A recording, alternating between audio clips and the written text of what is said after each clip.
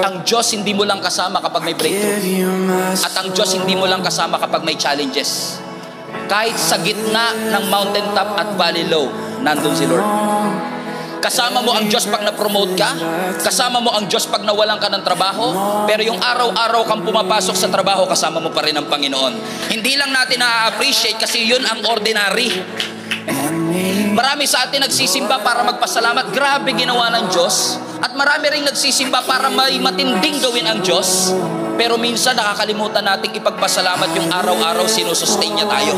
Yung araw-araw may trabaho tayo. Yung araw-araw may nakakain tayo. Yung paglakad po natin kasama si Jesus, kasama din po sa pagpapala ng Diyos at presensya ng Diyos, yung mga simple at ordinaryong parte ng ating buhay. Yung mga average and typical. Yung simpleng pagsikat ng araw, kasama mo ang Panginoon. Yung simpleng paghinga mo, every second, kasama mo ang ating Panginoon. Kapag may inalis ako sa buhay mo, hindi kita pinarurusahan. Inilalayo lang kita sa bagay na makakasakit sa'yo. Alam kong masakit, pero minsan, kailangang mawala ang hindi para sa'yo para mabigyan kita ng mas mabuting kapalit. Magtiwala ka. Ako ang nakakaalam kung ano ang tunay na makakabuti para sa'yo. Salamat sa iyo,